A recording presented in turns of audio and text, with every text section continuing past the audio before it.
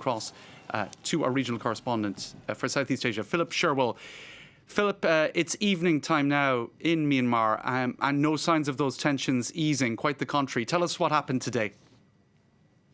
Yes, far from it. There have been demonstrations in cities and towns across the country, and the significance is that last night the protesters were told the country's under martial law. You know, there's not allowed to be a gathering of more than 5 people. They've gone out today and they have turned out en masse, and that has led to the most serious escalation yet in the clashes with the security forces in Naypyidaw, in the capital. Rubber bullets were unleashed on protesters, mainly fired in the air, but some hit protesters. There are sort of nasty pictures of people with rubber bullet wounds. There are people in hospital. In Mandalay, there have been sort of a number of arrests.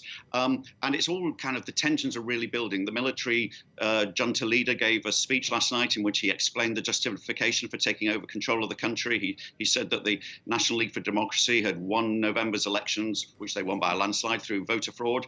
He made clear that he intended to sort of remain in power. The demonstrators responded by going back on the streets. So there is kind of now 2 forces there. There's the people en masse, and then there's the military and the security forces with the weapons. And we're starting to see the result of that, this very tense situation and these clashes.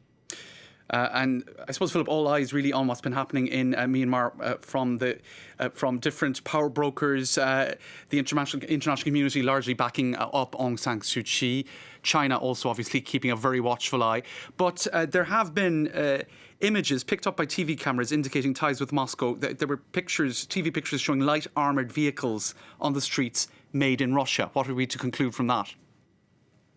Yeah, Russia is an important backer of the Myanmar military, not only in terms of supplies, but the Myanmar military really wants to sort of counter the balance of China in this region. And the Min Aung Hlaing, who's the junta leader, he's a regular visitor to Moscow. And very significantly and very interestingly, the Russian defense minister was in Naypyidaw, the capital, just days before this coup. Now, officially, they were tying up an arms deal and they were sort of gushing things about each other's cooperation. But in practice, it's very difficult to imagine that Min Aung Hlaing, who is a close ally of Russia, hadn't actually been seeking some degree of maybe clearance, or at least giving the heads up to the Russians that he was planning to step in. So you kind of see real regional power sort of struggle going on here. You see the new US administration under Joe Biden talking about the importance of human rights and respecting democratic norms. You have the Chinese with their sort of business investments in Burma, and then you have the Russians with their sort of military influence there. So it's much more than just a battle for